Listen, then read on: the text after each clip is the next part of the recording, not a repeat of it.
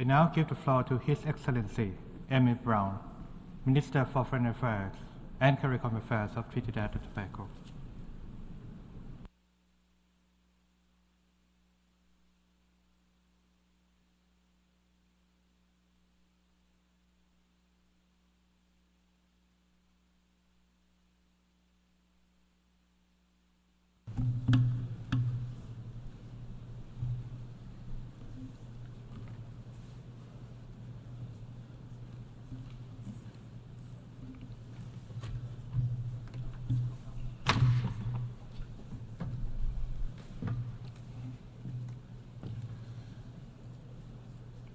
Mr. President, permit me to first extend to you congratulations on behalf of the government and people of the Republic of Trinidad and Tobago on your election as President of this session of the United Nations General Assembly. We are confident that you will be equal to the task, and I assure you of Trinidad and Tobago's full support and cooperation. Allow me to also extend, on behalf of the proud people and government of Trinidad and Tobago, our sincerest appreciation to your predecessor and our fellow countryman, His Excellency Dennis Francis, for his astute and exemplary leadership as President of the 78th session, which was underpinned by the principles of peace, prosperity, progress, and sustainability. Mr. President, I applaud you on your chosen theme for this 79th session, as our global community finds itself at an inflection point which will determine the fate of future generations. Our planet really should have been in better shape in the year 2024. But instead, we are deeply disturbed and dismayed by fresh divisions, the flouting of international law, gross violations of human rights, and the flourishing of illegal settlements and oppression, which threaten peace and security around the world. Further, the alarm bells on the climate crisis have long been sounded, and yet we race toward a point of no return.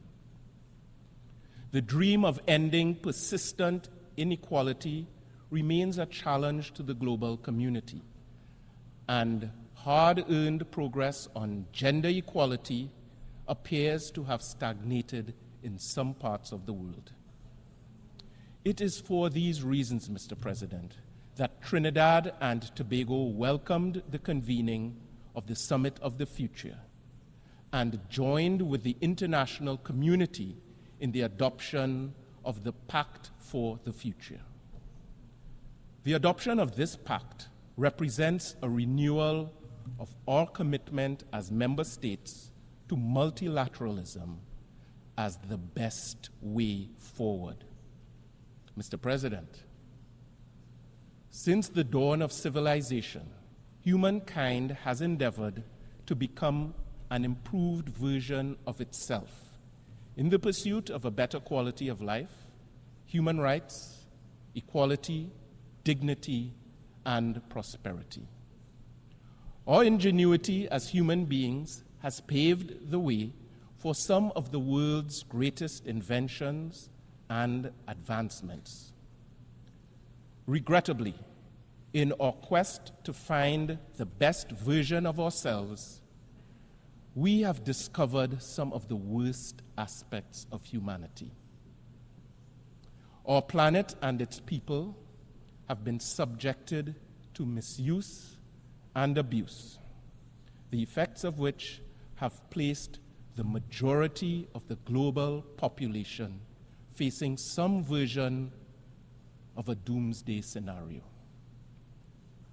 Now more than ever, we must summon a spirit of cooperation and collectively put our shoulders to the wheel for the benefit of all humanity. We used to say that our future depends on it, but now we have to say that our existence depends on it. It is very well established and accepted that there can be no sustainable development without peace. If we fail to find credible solutions to the global challenges, humanitarian crises, and conflicts around the world, the international community would have squandered its responsibility and would have perpetuated a vicious downward cycle of repression. One example is the Russia-Ukraine war, which is still ongoing almost 3 years after Russia's initial invasion, which we condemned, with profound implications to the world order. Mr. President, Trinidad and Tobago is deeply troubled by the escalation of conflict and tensions in the Middle East.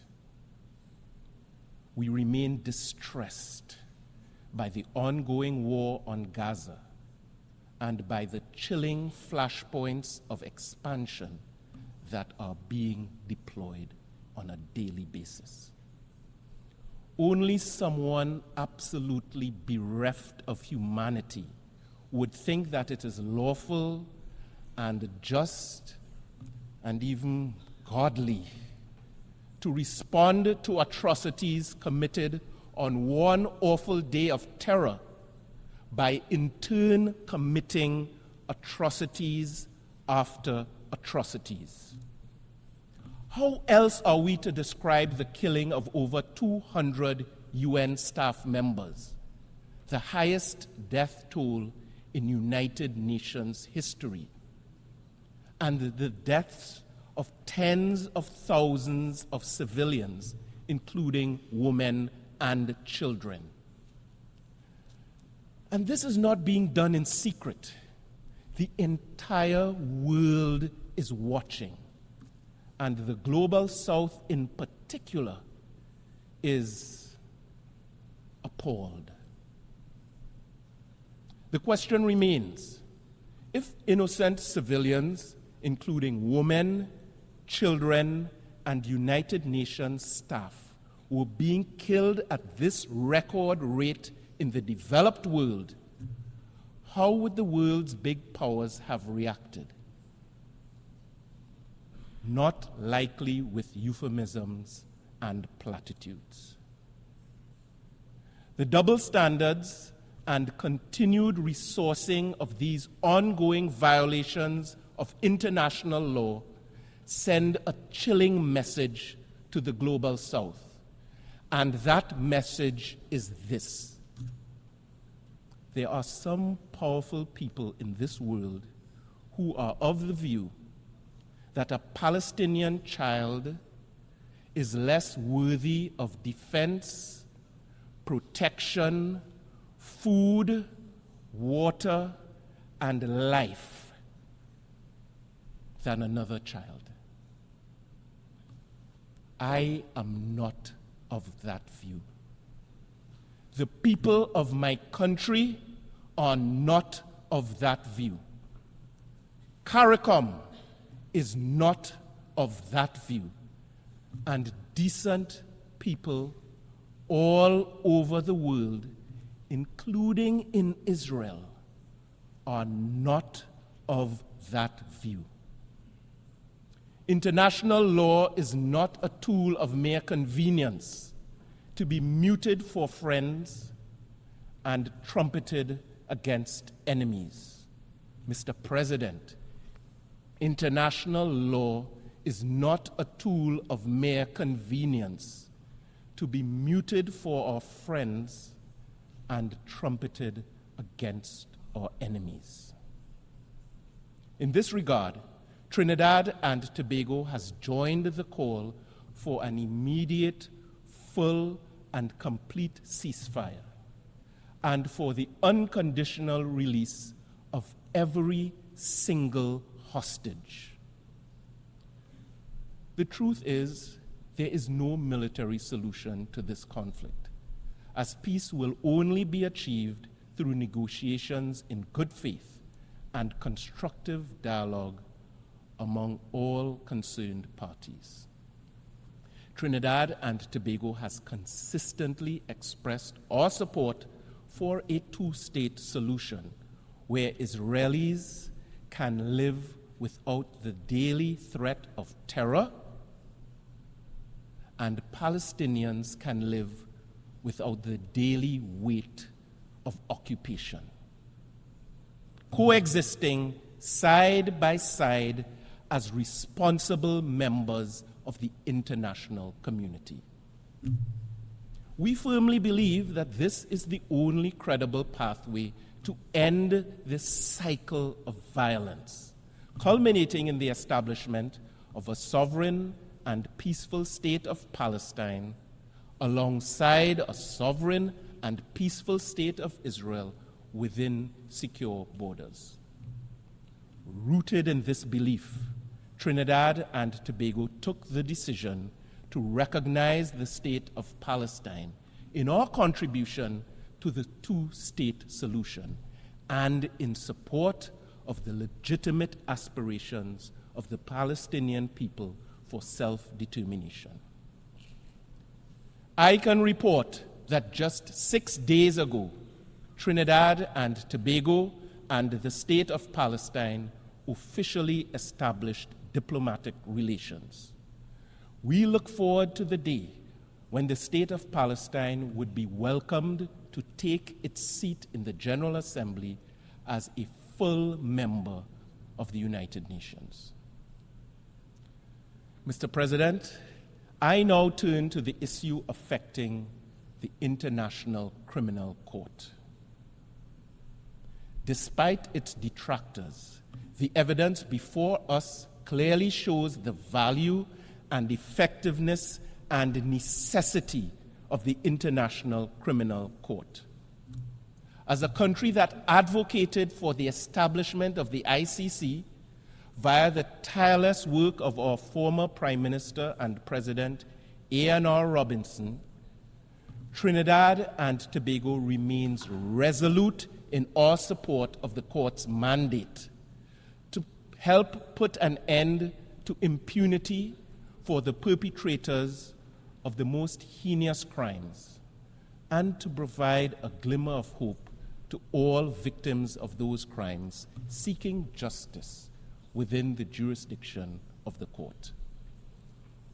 To this end, we continue to encourage all states that have not yet done so to ratify and fully implement the Rome Statute of the ICC.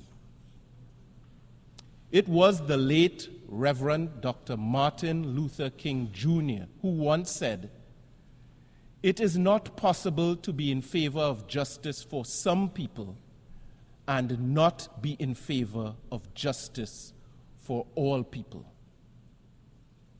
For this reason, Mr. President, Trinidad and Tobago condemns, rejects, and repudiates any and all attempts to impede, intimidate, or improperly influence the court and its very courageous officials.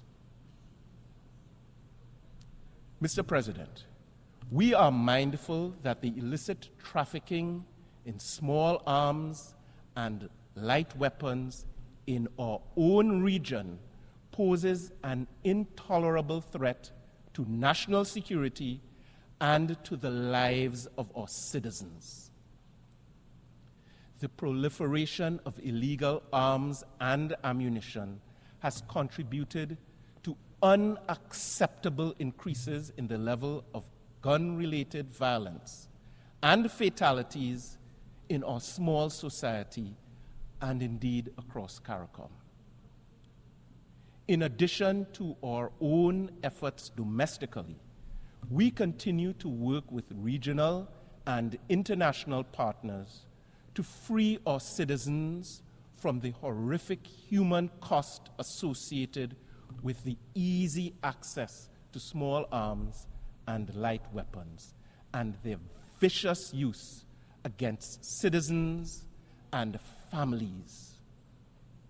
Following the hosting by Trinidad and Tobago of our first regional symposium on crime and violence as a public health safety issue in 2023, CARICOM heads met in Guyana earlier this year to further elaborate innovative strategies on this matter of grave regional concern. Trinidad and Tobago welcomes the renewed efforts of our partners, including the United States of America in particular, to work with us constructively to help solve this deadly challenge which respects no borders. Mr. President, we also remain deeply concerned by the humanitarian and security crisis affecting the nation of Haiti. Earlier this year, from this very rostrum, Professor Sir Hilary Beckles, chairman of the CARICOM Reparations Commission, stated, and I quote, "We are calling for justice for the people of Haiti, who should have been held aloft for being the first nation to end the evil of slavery. They should have been held aloft for being the most noble exemplars of freedom and the celebration of democratic possibilities in Western modernity. Instead, for their audacity of action, they were punished by the Western world and demonized rather than deified." End quote. We acknowledge that the path toward a stable and secure Haiti requires indigenous, Haitian-led, Haitian-owned solutions that are ably supported by the United Nations and the international community. In this regard, we welcome the news of the appointment of an interim Prime Minister and cabinet. We believe that these are important steps in confronting the political, security, and humanitarian challenges in Haiti, and I salute the role of CARICOM, its hard-working secretariat, and the eminent persons group in helping the Haitians to achieve some of this progress for themselves. Trinidad and Tobago also joins in commending the Kenyan government for its deployment and leadership of the multinational security support mission, and we extend our appreciation to all states that have contributed to that operation, including Jamaica, the Bahamas, and several others in our region. But an essential component for the success of this multinational security support mission is funding. In this regard, the government of the United States of America has led by example and has contributed the lion's share. And Canada has stepped up as well. But some relatively wealthy countries have either contributed drips and drabs or nothing at all. We appeal to the international community to contribute the necessary funding to support this crucially important venture. Mr. President, our quest to achieve human dignity within the context of sustainable development cannot be divorced from the legitimate calls for reparatory justice for the history of chattel slavery and native genocide in the Caribbean and elsewhere. The brutality of our colonial experience, the trauma of which still affects us to this day, has contributed significantly to underdevelopment. All foreparents were rooted out and dehumanized, and their blood and sweat and tears and labor were extracted to build empires and beautiful castles and bridges and treasures, which some of us pay money today to visit and photograph and admire. Mr. President, we have been leveraging our collective voice to call for restitution for the historical evil injustices and crimes against humanity committed against our foreparents, crimes which still affect us today. In reaffirming our commitment to this regional campaign, the government of Trinidad and Tobago appointed last year a reconstituted National Committee on Reparations to provide additional energy and support to the CARICOM Reparations Commission and its work with the African Union and other like-minded bodies. And on a related note, we wish to join with those who are committed to and would welcome the proclamation of a second international decade for people of African descent. Mr. President, it is indeed troubling that as we approach the 30th anniversary of the Beijing Platform of Action, women and girls in some parts of this world are still being denied basic human rights and freedoms. And in some quarters, there have been erosions of gains previously made. Trinidad and Tobago continues to be a strong advocate for the meaningful participation of women and girls in all aspects of society, as we recognize and value their critical role in the promotion and protection of human rights and the building of peaceful and sustainable societies. This is important to us, and as we have done biennially since the year 2010, Trinidad and Tobago will table in the first committee this year our resolution on women, disarmament, non-proliferation, and arms control, and we encourage member states to support this forward-looking resolution. Mr. President, the fourth International Conference on Small Island Developing States was held in Antigua earlier this year and underscored the critical nature of the next decade for SIDS. We are very proud of what our fellow CARICOM member state achieved in successfully hosting that impactful conference. Trinidad and Tobago anticipates that the robust implementation of the Antigua and Barbuda agenda for SIDS will bring us closer to sustainable development with the necessary means of support from the international community.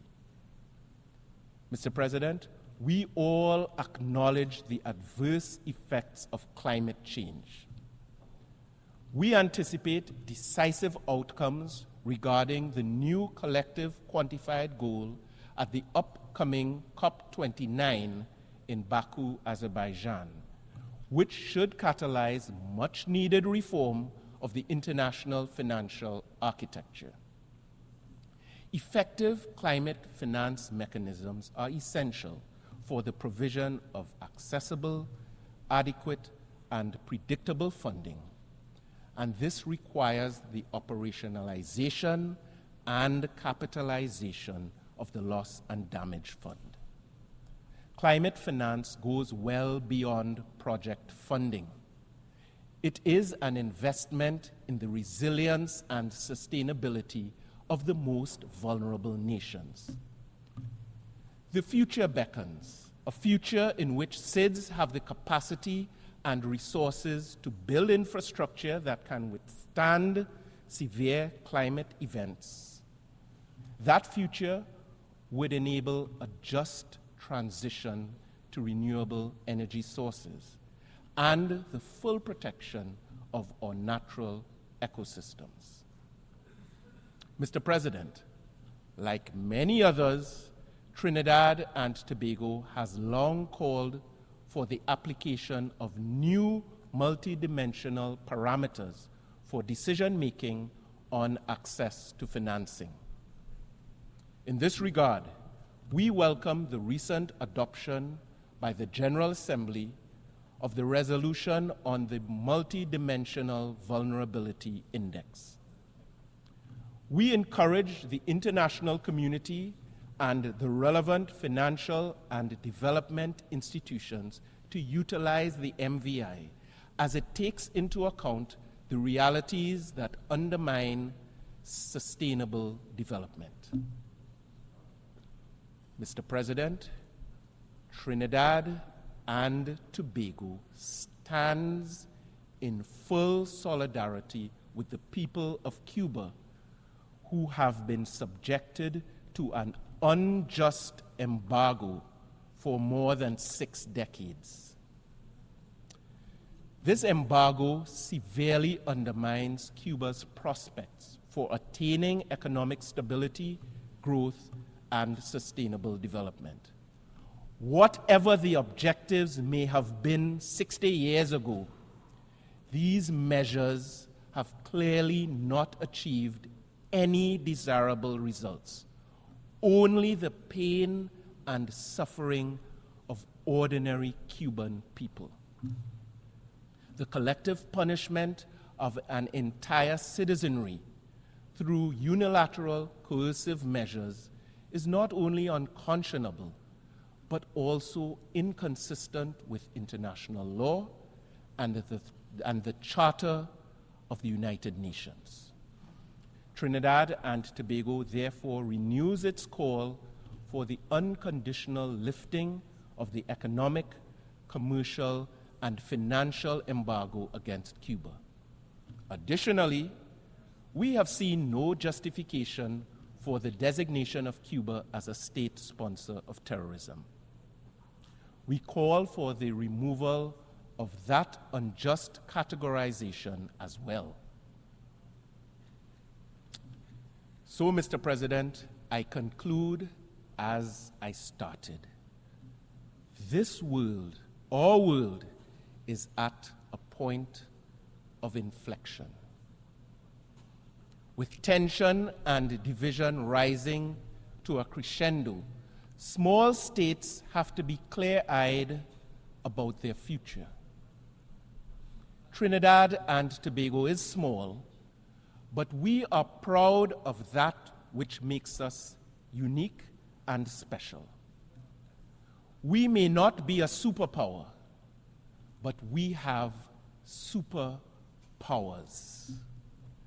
And these are our creativity and our diversity. Our cultural milieu is indescribably vibrant as our people are drawn from the first peoples of our hemisphere, as well as the best of India, the best of Africa, the best of China, and yes, the best of Europe too. We are blessed beyond measure. Some of you had a taste of it at the reception when we introduced our president of the last session, and you enjoyed some of our delicacies, including our delicious doubles and bacon shark, and you were delighted by performances on our national musical instrument, the steel pan, and by the magical rhythms of our tassa drums. We have proven that we can be great leaders, including leaders of this very assembly, and we will continue to give more value to this world than we extract from it. We are strong, proud, staunch advocates of the UN system and multilateralism. In the end, unity and togetherness is the key for these United Nations as well as for my own society. Om Shanti, Shanti, Shanti. Assalamu alaikum. Shalom alaikum. And may God richly bless you and your families. Mr. President, I thank you.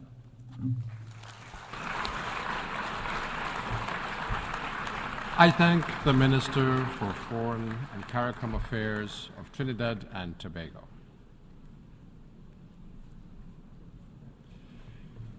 I now give the floor